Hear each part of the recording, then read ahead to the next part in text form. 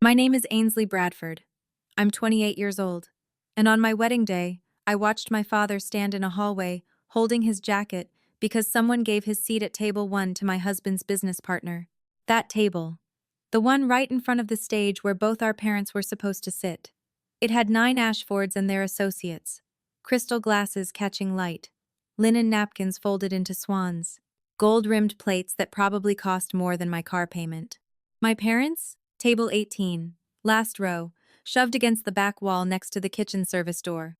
My mother had to sit on a broken folding chair for 4 hours because nobody bothered to check if the backup furniture was even stable.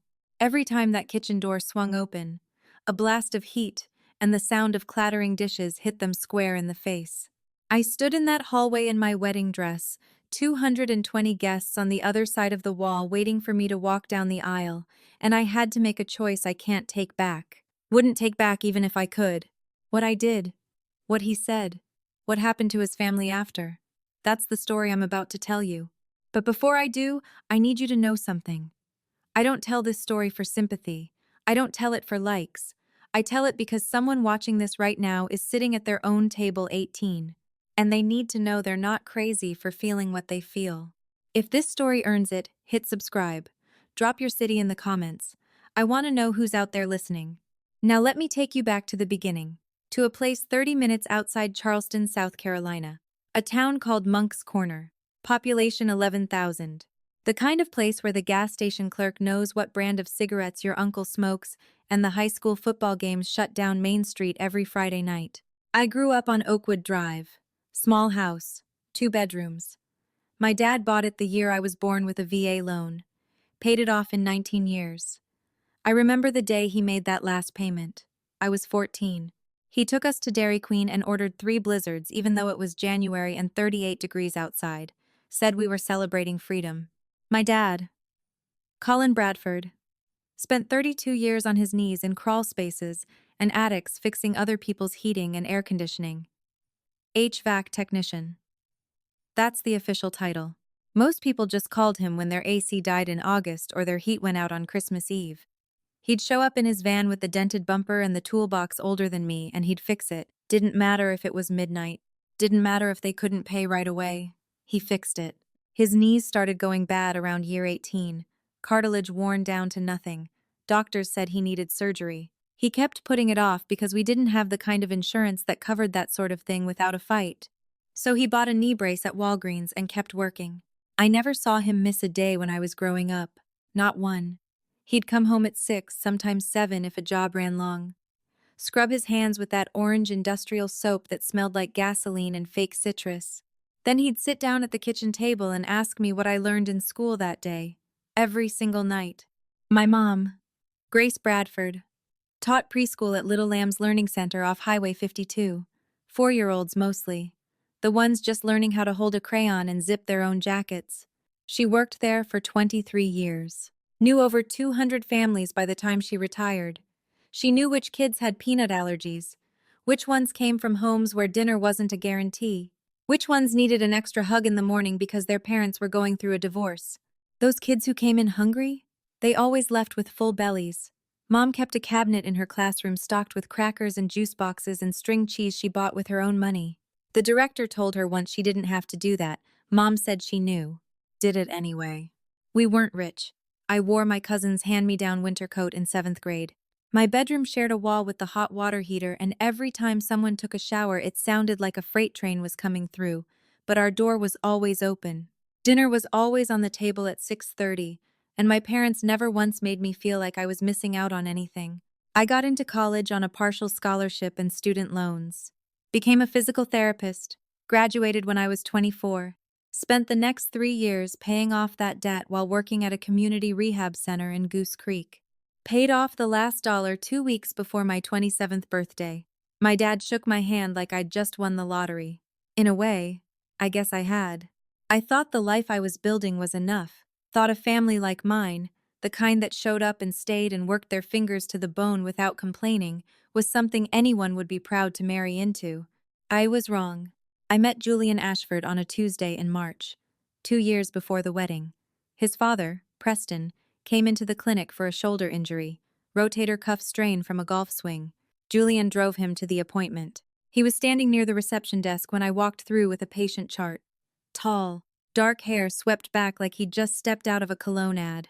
Wearing a watch that probably cost more than I made in 2 months. He smiled at me. I'll be honest, I smiled back. We went to dinner that Friday, then the next week, then every week after that. Julian was charming in a way I wasn't used to. He opened doors, pulled out chairs, took me to restaurants in downtown Charleston where the napkins were cloth and the menus didn't have prices. He'd order wine and talk about his work in asset management like it was the most boring thing in the world, but he loved it anyway. The Ashfords were old money, not new money, not worked their way up money. Old. The kind of family that had been in Charleston for 5 generations. They owned a historic home in south of Broad.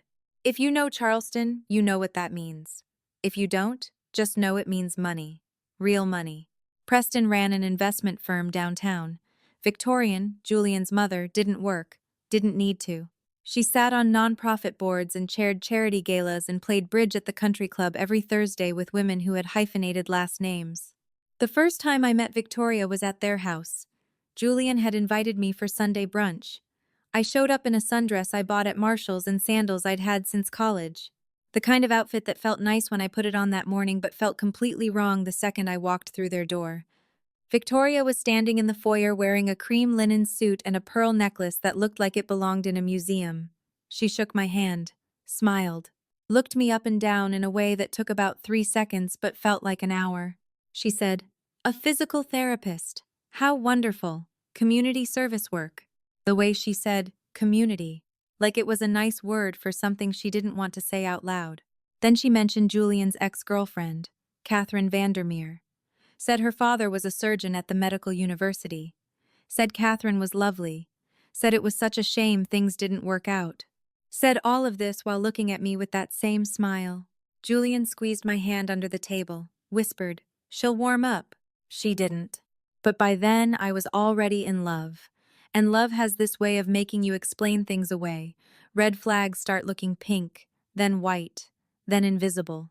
Julian proposed 16 months later. Private room at Peninsula Grill, candles everywhere, a quartet playing something I didn't recognize but sounded expensive. The ring was beautiful, white gold, single diamond, simple, perfect. I said yes. His mother was sitting 3 tables away. Julian said it was a coincidence. I didn't believe him, but I didn't care. I had a ring on my finger, and a man who drove 40 minutes just to bring me soup when I had the flu.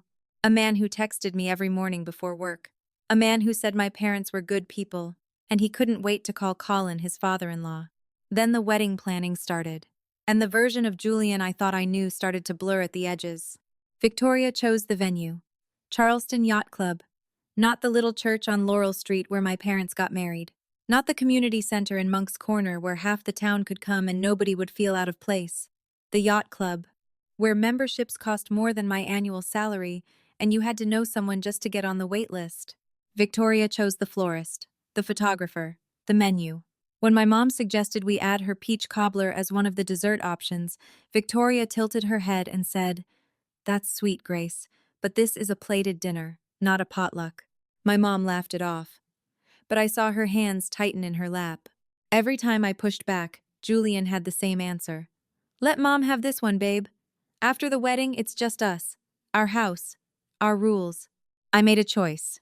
A calculated one. Lose the small battles now, win the war later. The venue didn't matter. The flowers didn't matter. What mattered was the marriage. The 40 years after the party ended, that was my logic. And it made sense right up until I realized the small battles weren't small. They were tests. Victoria was testing how far she could push, and I kept giving ground. I didn't know it then, but the wedding wasn't the war. It was the last test. June 22nd. 6 in the morning. I woke up in my old bedroom at my parents' house, sunlight coming through the curtains my mom sewed when I was in middle school. My dress was hanging on the closet door. Ivory lace. Tea-length. I bought it with my own money from a bridal shop in Somerville. Victoria had suggested a designer boutique in Savannah. I said no. The dress was the one thing I kept for myself. By 9, I was at the yacht club. The place looked like something out of a magazine. White hydrangeas in crystal vases, ivory linens on every table, gold flatware catching the morning light. A 12-piece string ensemble warming up on the lawn. This wedding cost $89,000. Most of it covered by the Ashfords. Most of it. 220 guests were coming. Half from Julian's side. Business partners, yacht club members, people with summer houses and investment portfolios. The other half were mine. My aunt from Columbia.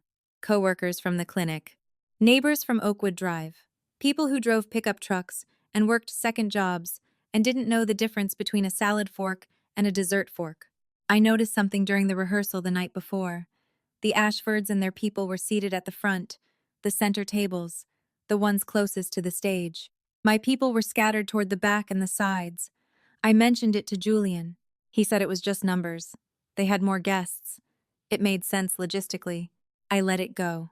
The ceremony was at noon. I walked down the aisle. Julian was waiting. He looked perfect. He always looked perfect. I was so busy looking at the frame I forgot to check what was inside it. After the ceremony, guests moved to the cocktail hour on the terrace. I slipped into the reception hall to check the setup. Call it a habit.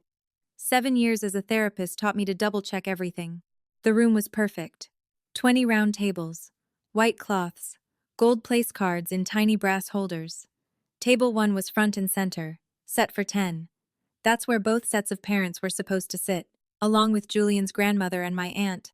I walked over and picked up the first place card. Preston Ashford. I picked up the next one. Victoria Ashford. Then the next. Richard Carmichael. Constance Carmichael. Senator Howard Blake and his wife. Gerald Prescott. Lydia Prescott. Thomas Ashford. Margaret Ashford Klein. 9 people. All Ashfords or their circle. No Bradfords. My chest got tight. I started checking the other tables. Table 2, Ashford cousins. Table 5, yacht club members. Table 9, Julian's college fraternity brothers. I kept going, kept looking. I found them at table 18, the last table in the room, pushed against the back wall next to the swinging kitchen door. The chairs weren't the same as the others. They were folding chairs. The backup kind with the padded seats that don't match. A service cart with dirty glasses and wadded-up napkins sat 4 feet away. The light overhead was dimmer because it wasn't one of the chandeliers. It was a utility fixture. 2 place cards sat on the table. Colin Bradford, Grace Bradford. I stared at those names. At that table. At the kitchen door that was already swinging open every 30 seconds as staff prepped for dinner service. I found the wedding coordinator, Diana. She was near the bar checking something on her tablet. I said, "Who changed the seating chart?" She didn't blink. "Mrs. Ashford made some adjustments this morning. She said you approved." I never approved anything. I stood there alone in that reception hall, and I did something I learned to do in the therapy room when a patient's treatment plan wasn't working. I assessed the situation. Table 18, kitchen door, clattering pots, folding chairs, a service cart 4 feet from where my father would sit. If I said nothing, here's what would happen. My parents would sit there. They wouldn't complain. My dad would straighten his tie, the one he bought in 2011, the only good one he owns. He'd smile and say, "It's fine, sweetheart. I can sit anywhere." My mom would fold her napkin in her lap and pretend she couldn't hear the dishwashers running 6 feet behind her head. And Victoria would know. She'd know she could move Colin and Grace Bradford anywhere she wanted, to the back of the room, to the hallway, out of the picture entirely, and nobody would say a word. Every Thanksgiving after this, every Christmas, every grandchild's birthday, my parents would always be table 18, the people who didn't quite fit, the ones you seat near the service entrance so the important people don't have to look at them. I thought about my dad's hands. 32 years of ductwork and refrigerant lines, scraped knuckles and calluses that never went away. He saved 8 months to buy that suit. I thought about my mom's dress. She'd sewn it herself, altered an old one from a consignment shop, added lace at the sleeves, replaced the zipper. I watched her work on it for 3 weekends, hunched over the sewing machine in the spare room, pins between her lips, squinting at the bobbin thread. These people raised me, fed me, drove through snowstorms to get me to school, sat in the front row at every recital and graduation and award ceremony I ever had. And someone decided they belonged next to the trash. I went to find Julian. I thought he'd fix it. I thought he'd be angry. I thought wrong. I found Julian in the groomsmen's suite on the second floor. He was standing in front of a full-length mirror adjusting his cufflinks. Silver. Monogrammed. A gift from Victoria. I didn't knock. Just pushed the door open and walked in. He looked up. Smiled. That same easy smile that made me fall for him in the first place. I said, "Who moved my parents off the head table?" The smile didn't fade, but it changed. Got tighter around the edges. He said, "Mom rearranged some things this morning. It's not a big deal, Ainsley. Not a big deal." I felt something shift in my chest. Like a door closing. I said, "They don't have seats at table 1 anymore, Julian. They're at table 18, next to the kitchen, next to the trash." He sighed. The kind of sigh you make when someone's being difficult and you're trying to stay patient. He said, "We have 220 guests out there. Can we not do this right now?" I stared at him. Really looked at him. At the man I was about to marry. The man who was supposed to stand beside me. Protect the people I loved. I said, "When then? After dinner? After they've already sat there for 4 hours listening to pots and pans bang behind their heads?" He turned away from the mirror, put his hand on my arm, gentle, rehearsed.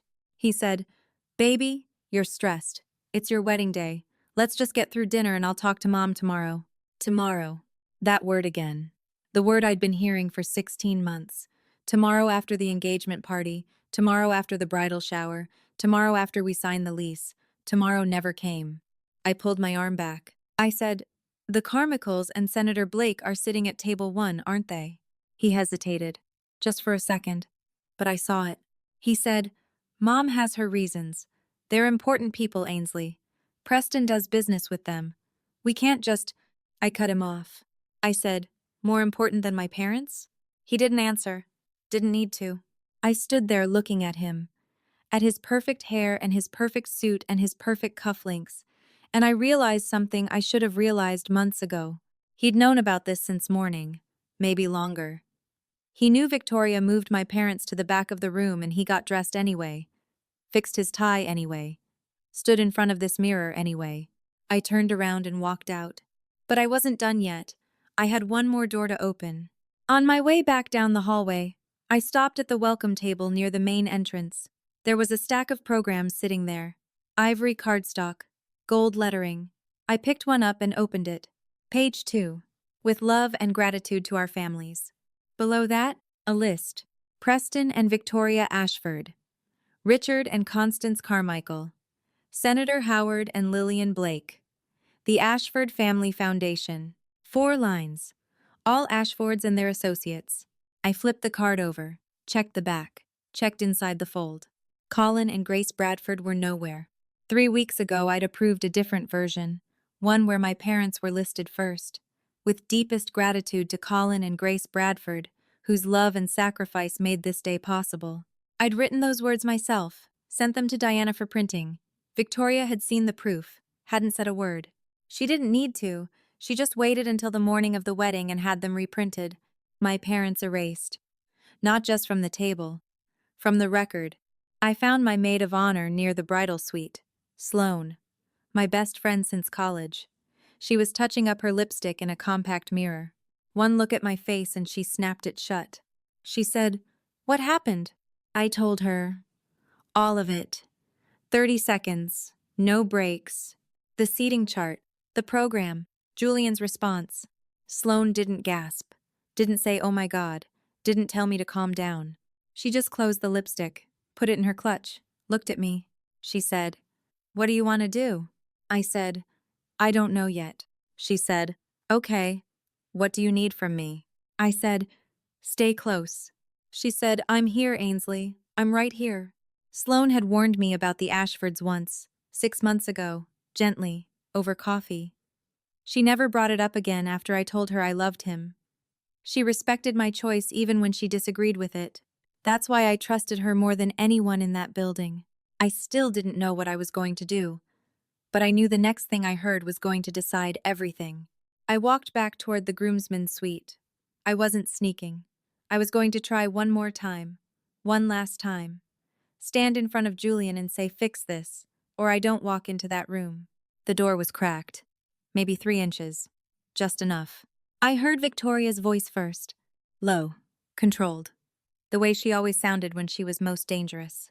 She said, Julian, look at her father. That suit is from what, 2010? And her mother. My God, did she sew that dress herself? They look poor. Silence. Then Julian's voice. He said, I know, Mom. I stopped breathing. Victoria said, the Carmichaels are sitting right there. Senator Blake and his wife. These are the people who matter, Julian. Not, I'm sorry, but not an HVAC man and a preschool teacher. I pressed my hand against the wall, the hallway tilted. Julian said, you're right. The Bradfords are fine in the back. It's more appropriate. A pause. Then Victoria again. Quieter this time. She said, you should have listened to me from the start. She doesn't belong here. She doesn't belong here. I heard my pulse, hard and slow, like something heavy being dragged across a floor. My father, the man who spent 32 years on his knees under other people's houses, who drove 4 hours round trip every weekend to visit me in college because he thought the dining hall food wasn't enough, who taught me how to change a tire and balance a checkbook and stand up for myself. An HVAC man, that's what they called him. A preschool teacher, that's what they called her. And the man I was about to marry said, you're right. There are things you hear that you can't unhear. Words that get inside you and change the shape of everything. This was one of those. I pushed the door open. Victoria turned first. Her face froze for half a second, then rearranged itself into that smile, the locked gate smile. She said, Ainsley, sweetheart, you look absolutely stunning. I said, I heard everything. Julian's jaw tightened. He said, heard what? I said, Dad looks poor. Mom sewed her own dress. They don't belong at the front table. I held his eyes. I said, what part did I misunderstand? Victoria stepped forward, hands clasped, chairman of the board posture.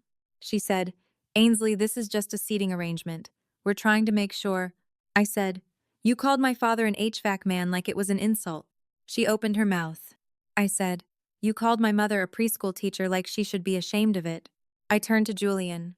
I said, and you agreed with her. You said they were fine in the back, that it was more appropriate. Julian's voice dropped, smooth, calm. The voice he used in client meetings when a deal was falling apart. He said, you're being emotional right now, Ainsley. It's your wedding day. Let's take a breath and… I said, I am breathing, Julian. I've never been more clear in my life. Victoria glanced at her son. A quick, sharp look, the kind that said, handle this. Julian tried again. He said, baby, come on. Let's not ruin. I said, I'm not ruining anything. You already did. I turned around and walked out. The hallway was empty. Quiet. 60 feet of polished hardwood between me and the reception hall. Behind me, I heard Victoria hiss something to Julian, too low to catch. His footsteps didn't follow. He didn't come after me, and that was the last answer I needed. I walked straight to the reception hall, but I didn't go inside. Not yet.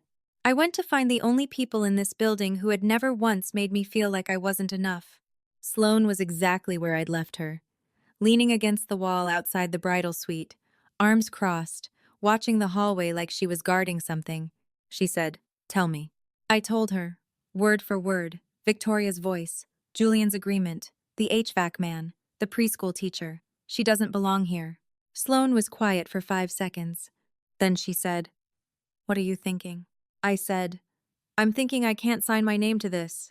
She nodded once. No drama.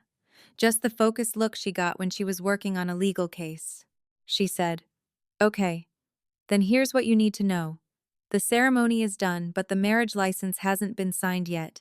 Diana has it. The plan was to do the signing after dinner, at the sweetheart table during dessert. Remember? I remembered.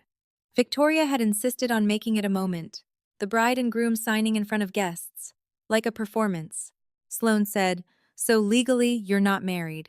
The ceremony was symbolic. Until that paper gets signed, witnessed, and filed with the county clerk, you're not bound to anything. No signature means no marriage. No annulment needed. No divorce. Nothing. I let that sink in. The officiant's words, the vows, the rings. None of it was legally binding yet. The only thing that mattered was a signature on a piece of paper sitting in Diana's leather portfolio. I said, how long do I have? She said, as long as you don't sign. But Ainsley, Once you walk in there, once the toasts start, once Diana brings out that license, the pressure to sign in front of 220 people is going to be enormous. I said, I know. She said, so whatever you're going to do, you need to decide before you sit down at that table. She put her hand on my arm. Firm. Steady. She said, I'm your paralegal and your best friend. In that order tonight. Whatever you choose, I'm standing next to you. I found my parents at table 18. Dad was sitting upright, hands flat on his knees, the way he always sat when he was uncomfortable but too proud to show it. His suit jacket was buttoned, his tie was straight. He'd polished his shoes that morning. I could tell because they had that dull shine that comes from drugstore polish and a kitchen rag. Mom sat beside him, smoothing a crease in her dress, the one she'd altered herself. 3 weekends of work hunched over a sewing machine, pins between her lips, squinting at the thread. A server pushed through the kitchen door behind them. It swung open with a bang, a blast of heat, the sound of plates being stacked. Mom flinched. Dad didn't move. He saw me walking over and smiled. He said, Hey, sweetheart, you look beautiful. I said, Dad, I'm so sorry about the... He held up one hand. He said, Don't. I can sit anywhere, baby girl. This is your day. I said, It's our family's day. He looked at me for a long moment. Something moved behind his eyes. Not anger, not sadness. Something quieter, like he already knew what I hadn't said yet. I thought about the $14,000 sitting in the catering company's account. My parents had saved it over 17 years, a little each month. From an HVAC technician's wages and a preschool teacher's paycheck, that money covered the catering deposit. Every single plate, every glass of wine, every piece of bread, every dessert that 220 guests would eat tonight. Without that $14,000, there was no dinner.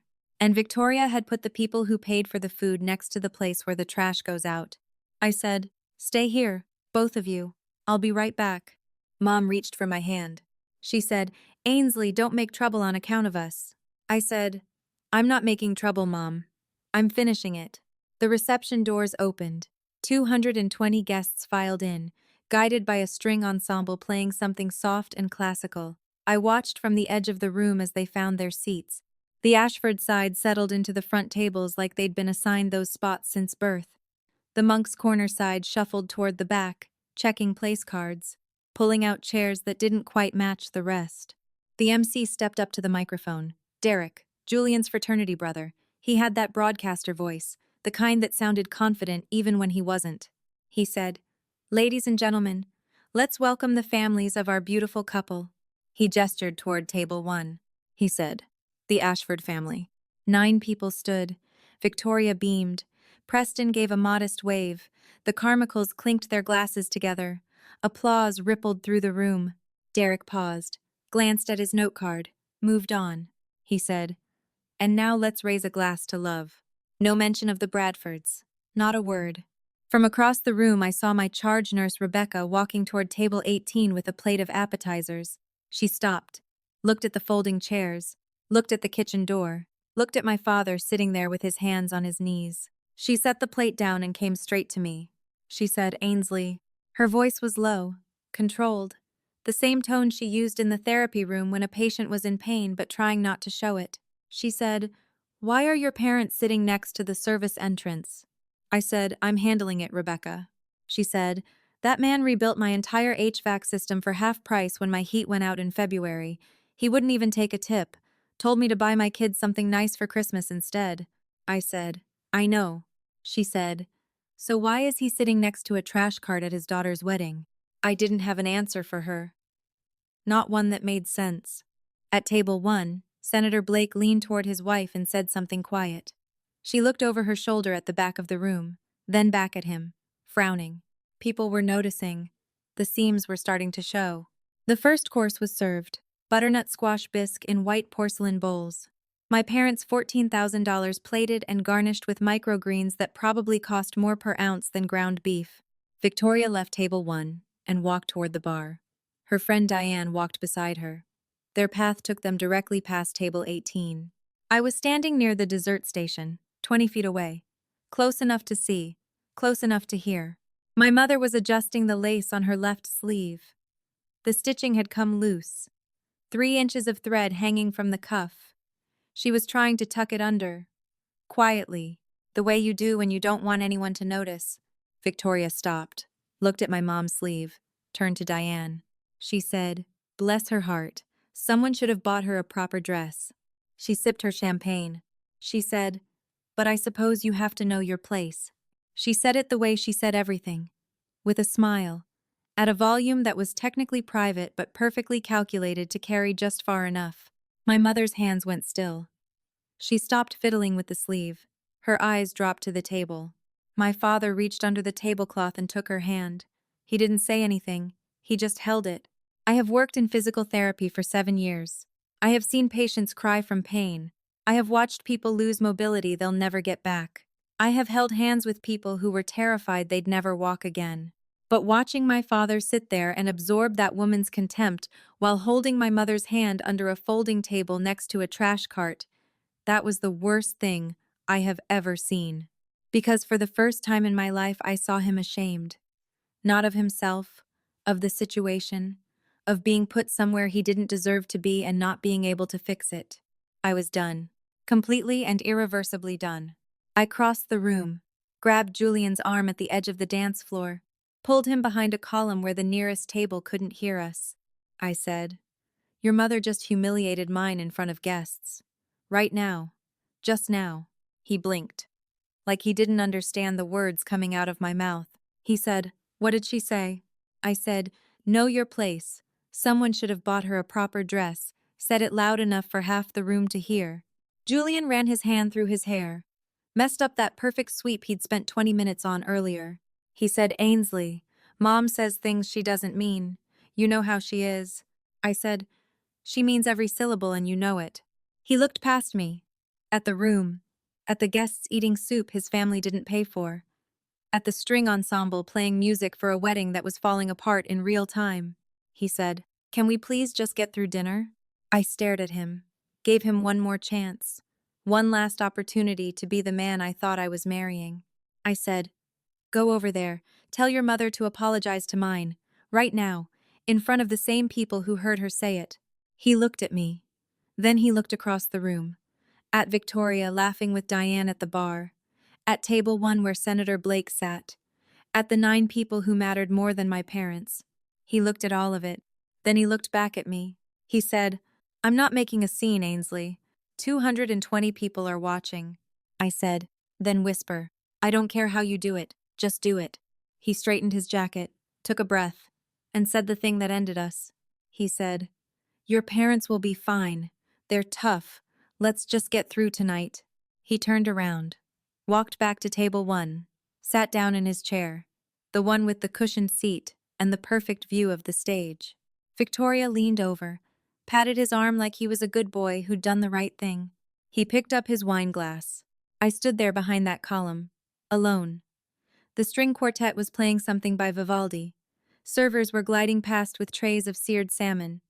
My $14,000 salmon. 220 people were laughing and clinking glasses in a room where my parents didn't have a seat worth sitting in. Julian chose. He chose the table. He chose the room. He chose his mother. Now it was my turn. I walked straight to table 18. Didn't look at anyone else. Didn't stop. Just walked. My parents looked up when I got there. Mom said, "Honey, you should be up front, at the sweetheart table." I said, "My family's here, so I'm here." I pulled out the folding chair next to my dad and sat down. Dad studied my face. He'd known me for 28 years, could read me better than anyone in this building. He said, "Ainsley." His voice was quiet, careful. He said, "Don't do anything on our account." I said, "I'm not doing this for you, Dad. I'm doing this for me." I looked across the room, found Sloane at the bridesmaid table. She was already watching, had been watching this whole time. I met her eyes, gave her a single nod. She nodded back. Then she reached under the table, grabbed her clutch, stood up. I took one breath, then another. Then I pushed back my chair and stood. If you're still with me, if you've ever had to choose between keeping the peace and keeping your dignity, type "I chose dignity" in the comments. Because what I'm about to tell you next is the reason I'll never let anyone put my family at table 18 again.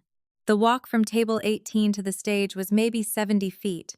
Took me about 35 seconds. My heels clicked on the hardwood, sharp, steady, like a countdown. A few heads turned, then more. The conversations didn't stop all at once. They faded table by table, like someone was turning down the volume in sections. By the time I reached the stage, the room was almost silent. Derek was mid-sentence. Some story about Julian in college. Keg stands or road trips or something that sounded fun when you're 22 and stupid when you're 30. He saw me step onto the platform, faltered. He said, "Oh, the bride, everyone." Scattered applause, confused smiles, people thinking this was part of the plan. I took the microphone from his hand. He let go without resistance. His face caught somewhere between confusion and that default grin people wear at weddings. I looked out at the room, 220 faces, crystal glasses, white linens, gold place cards and little brass stands. Victoria at table 1, champagne in hand. Julian beside her staring at his plate. Preston Ashford, looking at me like I was a spreadsheet that didn't balance. My parents behind me. Table 18, the last table. I adjusted the microphone, heard the feedback whine for half a second. Then it went clear. I said, "Thank you all for being here today." My voice came through the speakers. Level, steady, no shake. 7 years of working with patients in pain taught me how to stay calm when everything inside you is screaming. I said, "I know you came here to celebrate a wedding, and I owe you the truth about what's happening in this room." The last murmur died.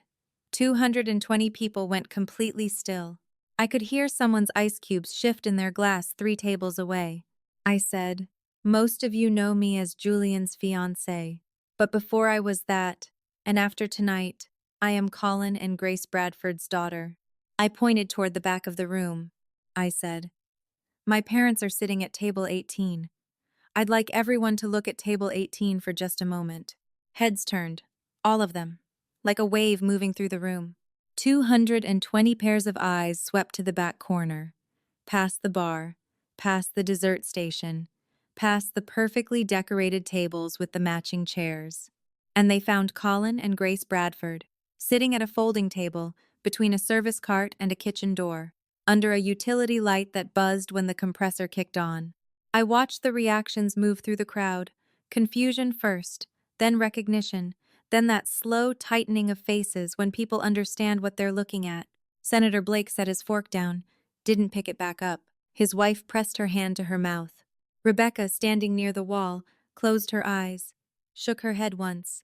At table 1, Victoria's smile turned into something hard. Porcelain. Her hand gripped the stem of her champagne flute so tight I thought it might snap. Julian sat beside her, jaw locked, eyes on me, not angry, not embarrassed, just frozen. I said, 12 hours ago my parents were seated at table 1, right here, front and center, where the families of the bride and groom are supposed to sit. That was the seating chart I approved 3 weeks ago. I let that sit for a second. I said, "This morning that changed. This morning someone walked into this room and moved every place card at the head table. My parents were removed, reassigned to the last seat in the house. Next to the kitchen. Next to the service entrance. Next to the trash." I paused. Let the room absorb it. I said, "That person was Victoria Ashford." Every head at table 1 swiveled toward her. Victoria sat perfectly still, chin up, but the color had drained from her face. Her fingers on the champagne flute were white at the knuckles. Preston looked down at the tablecloth, didn't move, didn't speak. I said, "When I confronted my fiancé about this, when I told him what his mother had done, he told me not to make a scene." I kept my voice even, factual, like I was reading a patient chart during rounds. I said, "And when I overheard him speaking to his mother privately, he said, and these are his exact words, 'The Bradfords are fine in the back. The Carmichaels and Senator Blake are more important.'" Senator Blake pushed his chair back from the table. Not dramatic, just enough to put space between himself and the people sitting next to him. His wife stared at Julian with a look I recognized. The look people get when they realize they've been standing too close to something dangerous. Julian stood up. Fast. He said, "Ainsley, that's not what you're twisting." I said, "Sit down, Julian." I didn't raise my voice. Didn't need to. I said. You had your chance to stand up for my family. You chose not to. He stayed on his feet for 3 more seconds. Then Victoria reached up, pulled his sleeve, and he sank back into his chair. The room was so quiet I could hear the kitchen door creak on its hinge. I said, "Let me tell you about the people who were moved to table 18. I turned slightly, just enough to see my father in my peripheral vision. He was sitting upright, hands flat on the table, eyes on me. I said, "My father, Colin Bradford, has repaired heating and air conditioning systems for 32 years. He has 2 bad knees from crawling through attics and crawl spaces in 100-degree heat, and one good suit. The one he's wearing right now. He saved for 8 months to buy it." A woman at table 11 pressed a napkin to her eyes. I said, "My mother, Grace Bradford, has taught preschool for 23 years. She's had over 200 students. She knows every single one by name. Knows who's allergic to peanuts, who can't have dairy, who comes to school hungry because there's nothing at home. Those kids always get extra snacks, always." I turned back to the front tables. I said, "My parents contributed $14,000 to this wedding. They saved it over 17 years, a little bit each month, from an HVAC technician's wages and a preschool teacher's salary." I let the math settle over the room. People looked at their plates, at their wine glasses, at the seared salmon and the butternut squash soup and the rolls with the butter shaped like tiny roses. I said, "Every plate you're eating tonight, my parents paid for it." Then I looked directly at Victoria. I said, "And you put them next to the garbage." The room fractured. Gasps. A sharp intake of breath from table 4. Someone's fork hit a plate.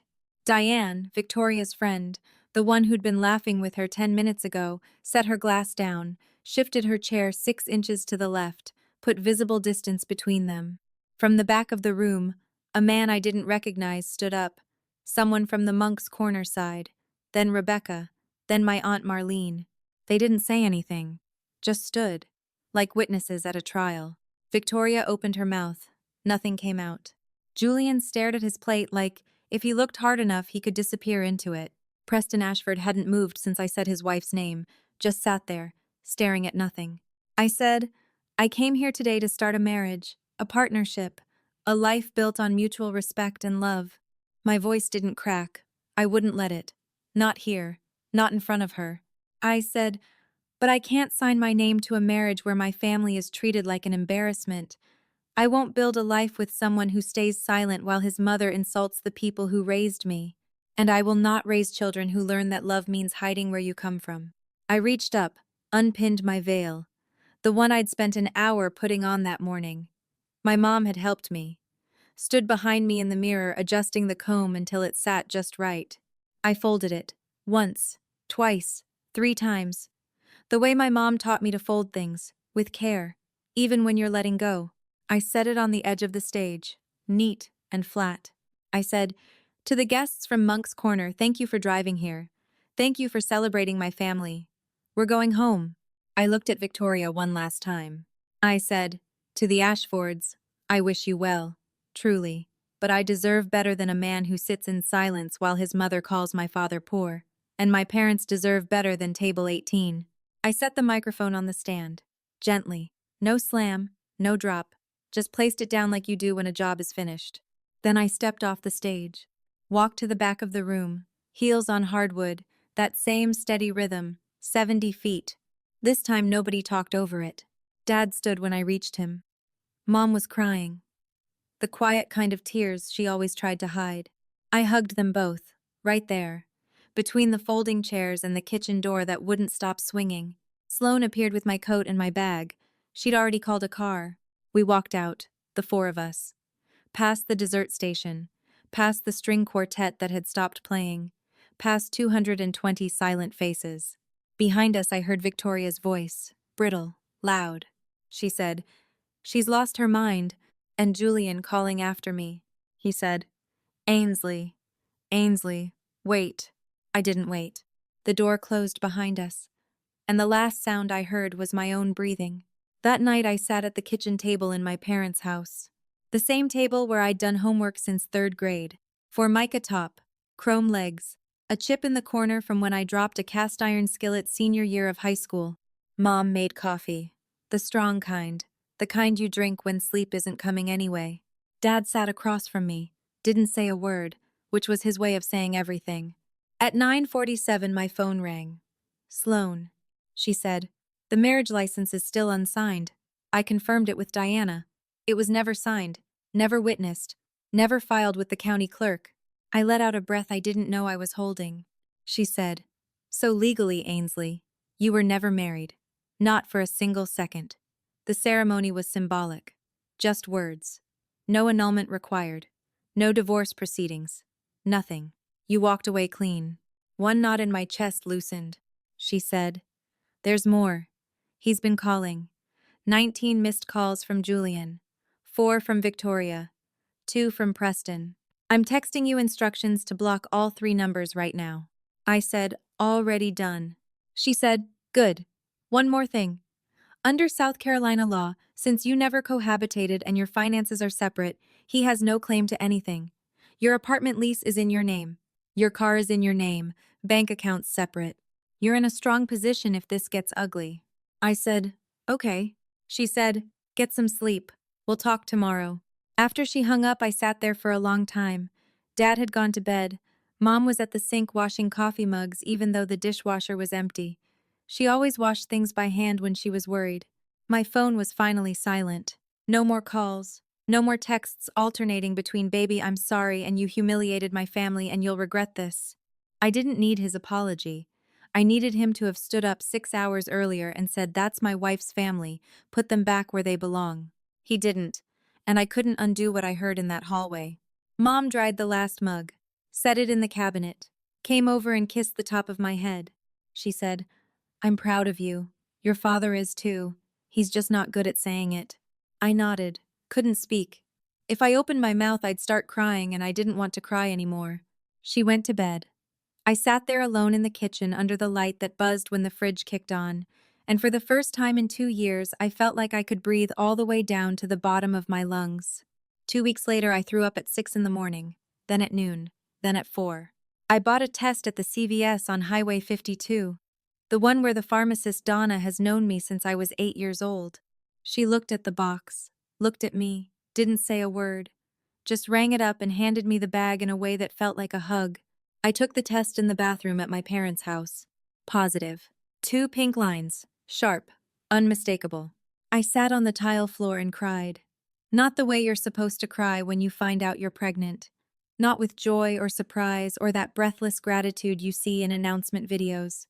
I cried because my life had just gotten 10 times more complicated, and I was sitting on a bathroom floor with grout my dad installed in 2001. I was going to be a mother, and the father was a man I'd walked away from in front of 220 people. The question came fast. Do I tell him? The answer came faster. Yes. This child had a right to know both parents. But telling Julian didn't mean going back. Didn't mean second-guessing my choice. Didn't mean trading my dignity for a co-parenting arrangement wrapped in Ashford money. Mom found me an hour later. She'd come in to get clean towels. Saw the test on the counter. Went very still. Then she sat down on the floor next to me. Cold tile. Bad knees. Didn't matter. She didn't ask questions. Just put her arm around me and held on. She said, "You're not alone. You've never been alone." I said, "I know, Mom." She said, "Your dad's going to lose his mind. In the good way." I almost laughed. She was right. When I told him that night, he cried. Actual tears. First time I'd seen that since his mother died. He said, "You're gonna be a great mom, baby girl." And I believed him. Everything was harder now. But harder didn't mean wrong. And alone didn't mean defeated. Not when I had a mother who'd sit on a bathroom floor without being asked. Not when I had a father who cried happy tears in a kitchen that smelled like coffee and decades of family dinners.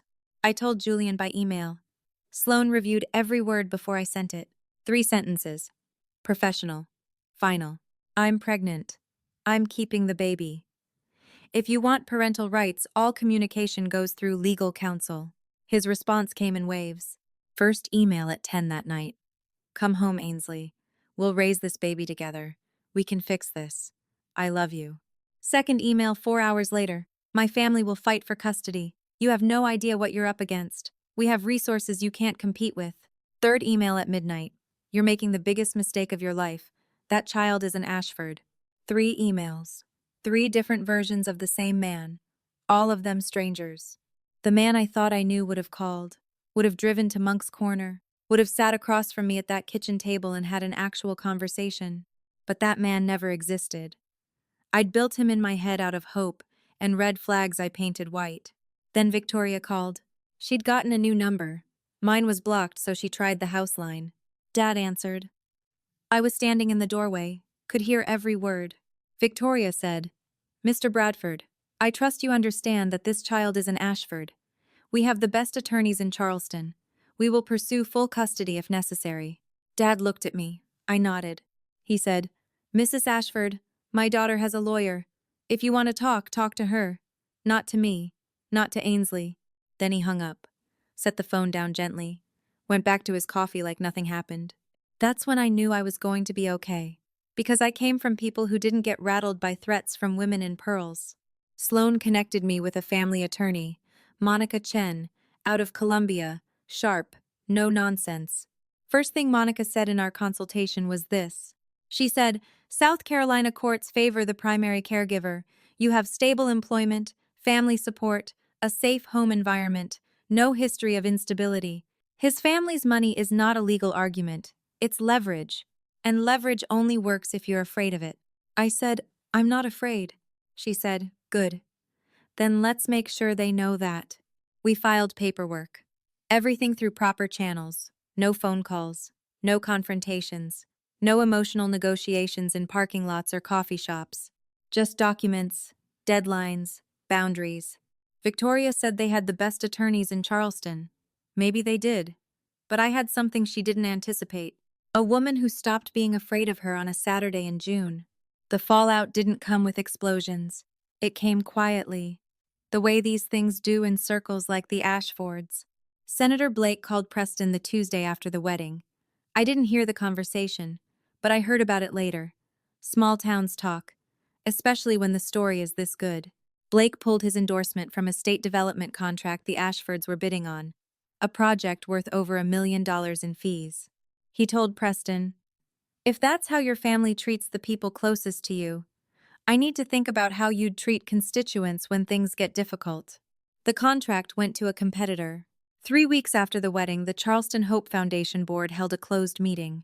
Victoria had chaired their annual gala for 8 years, raised more money than any previous chair, built relationships with donors across the state. But the board had received calls, donors asking questions, members uncomfortable with the optics. Victoria wasn't fired. That's not how it works in Charleston society. You don't get fired. You get invited to step back, to focus on family, to take time for yourself. The gala went on in September, without her name in the program. I didn't orchestrate any of this. Want to be clear about that. I never called Senator Blake, never contacted the foundation, never posted anything on social media, never told anyone outside of Sloan and my parents what happened in that hallway. I didn't have to. 220 people watched Victoria Ashford put an HVAC technician and a preschool teacher next to the trash. And 220 people went home and told someone.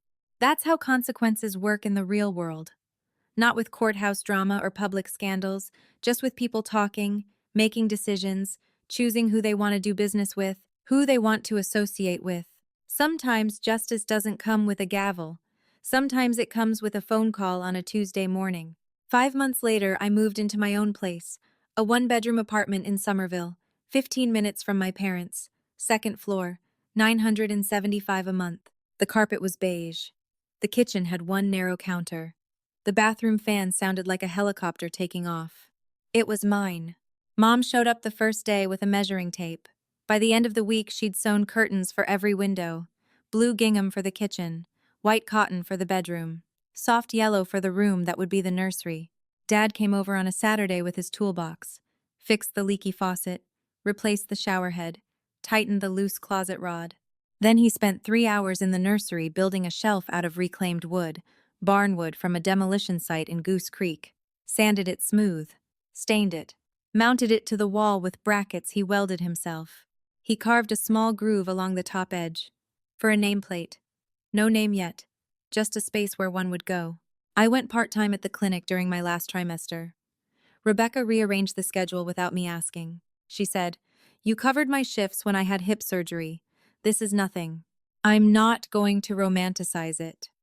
There were nights I sat on the kitchen floor of that apartment and cried, not because I regretted leaving, I never regretted that, but because carrying a child alone is hard in ways nobody tells you about. The 2 a.m. cramps with no one to get you water. The ultrasounds where the tech asks, "Is Dad joining us today?" and you have to say, "No, he's not." The baby shower where there's an empty chair that should have been his. I chose this. I'd choose it again. But choosing something right doesn't make it easy. Single motherhood isn't a tragedy, but it's not a vacation either. It's just life. And I was living it. Harper Grace Bradford came into the world on a Thursday morning at 7:03, 6 pounds 11 ounces, 10 fingers, 10 toes, brown eyes, a scream that could shatter glass. Bradford. I gave her my name, my parents' name. The name of an HVAC technician and a preschool teacher who never once made their daughter feel like she wasn't enough. Dad held her first, after me, after the nurses did their checks. He stood by the window with the morning light coming through, held her like she was made of something precious, didn't say a word for a full minute, just looked at her face and breathed. Mom took 52 photos. I counted them later when she texted them all to me. Harper is 14 months old now, as I'm recording this. She has my eyes. Unfortunately, she has Julian's jawline, and a laugh that sounds like hiccups played through a tiny speaker. I'm back full-time at the clinic. Last month, they promoted me to senior physical therapist. It came with a $2.50 raise and an office with my name on a plastic plate next to the door. I've never been more proud of a plastic nameplate in my entire life. The apartment still has beige carpet, still has one narrow counter, but the walls are covered now. Photos of Harper at the pumpkin patch, Harper wearing Dad's reading glasses, Harper smearing mashed sweet potato across Mom's apron while she laughs. The shelf Dad built holds 28 children's books, and one framed photo of my parents on their wedding day, 1994. Outside the church on Laurel Street, in Monk's Corner, young and broke and smiling. The custody arrangement went through family court in November, mediation first, then a hearing, then a judge's order. Julian gets 2 weekends a month. He picks Harper up at 9 on Saturday morning, brings her back by 5 on Sunday. He's on time. Every time. I'll give him that. Victoria is not part of the custody arrangement, not because I banned her, but because I set one condition that she refused to meet. Any visit with extended family requires my presence or my parents' supervision, period. Victoria called it insulting, said I was punishing her for one mistake. I called it a boundary, said she was welcome to meet her granddaughter anytime she wanted. On my terms. She hasn't met Harper. Not because the door is locked, but because she won't walk through it on anyone's terms but her own. Julian and I communicate through a co-parenting app. Short messages, pickup times, doctor's appointments, updates about milestones. No small talk, no arguments, just logistics. He's different on handoff days. Quieter. He holds Harper a little longer before he gives her back. Once I saw him smell the top of her head and close his eyes. And something in my chest ached. Not for him, but for the version of him that might have existed if he'd been brave enough to choose differently on a Saturday in June. 2 weeks after Harper was born, I got a letter. Heavy stationery. No return address. I recognized the handwriting from the holiday cards Julian used to show me. Preston's handwriting. It said, "Ainsley, I owe you an apology. Not for what my wife and son did, but for what I didn't do. I was in that room. I saw the seating chart get changed. I heard the conversation, and I said nothing. That silence is on me. I'll carry it. I don't expect forgiveness. I'm not asking for access to my granddaughter. But if there ever comes a day when you'd allow it, I'd be grateful. Preston." I read it twice, folded it, put it in the drawer of my nightstand next to Harper's hospital bracelet. I didn't reply. Not that day, not that month, maybe not ever. Maybe Preston was sincere. Maybe it was strategy. I didn't know, and I was done making decisions based on hope. This time I'd let time do the answering. Sunday dinners happen at my parents' house. 6 o'clock, every week, same as it's been since I moved back. The table is the one I grew up with. Formica top. Chrome legs. That chip in the corner. 6 chairs. Not one of them matches. Dad's chair is the wooden one he refinished from a yard sale in 2003. Mom's has a cushion she crocheted. Mine is a folding chair from the garage, the sturdy kind with the padded seat. There's no place cards, no gold chargers, no string quartet. Mom makes fried chicken, the kind Victoria cut from the wedding menu, mashed potatoes from scratch, corn on the cob because Harper likes to hold it even though she doesn't have the teeth to actually eat it. Sloane comes. And her girlfriend Maya, who she met at a courthouse last spring. Rebecca comes too, brings pie every week, says it's because she bakes too much. Nobody believes her. Nobody cares. Harper sits in Dad's lap, grabs at his glasses, pulls his nose. He lets her. Every time. Last Sunday he leaned down close to her ear, said it quiet, like a secret just for her. He said, "You know, your grandpa used to fix air conditioners for this whole town. Now I just fix things for you." She threw a spoon on the floor. We all laughed. I looked around that table, at the overhead light that buzzes, at the wallpaper peeling at the seam in the hallway, at the draft from the back door Mom covers with a rolled towel from November to March. No champagne, no crystal, no $89,000 venue. But every single person at that table chose to be there. Every person belonged. And nobody, not one person, was sitting next to the trash. This is my table one. I'm not telling you this story to teach you a lesson. Everybody's situation is different. Everybody's breaking point is different. And I don't know your version of table 18. But if you're sitting at one right now, if there's a room in your life where you're always in the back, always near the exit, always made to feel like you should be grateful for the chair instead of asking why it's next to the kitchen door, I need you to hear this. You can stand up.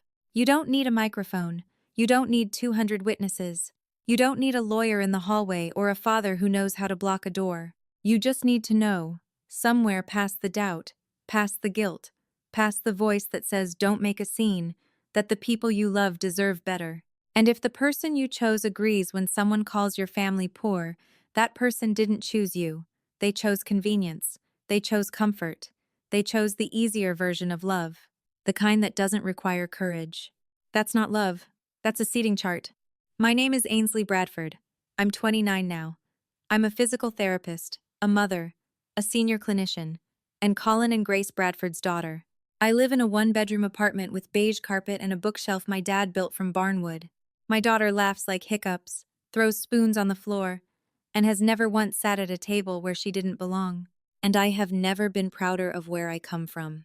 If you made it this far, I want to hear from you. If you've ever had to stand up for your family, if you've ever walked away from something that looked perfect but felt wrong, type table 1 in the comments. Let me know I'm not alone in this. And if you think I made the right call, tell me. If you think I made the wrong one, tell me that too. I'm not here for an echo chamber. I'm here for real conversation. One more thing. Would you have answered Preston's letter? That's the one I'm still trying to figure out myself. Maybe you've got wisdom? I don't.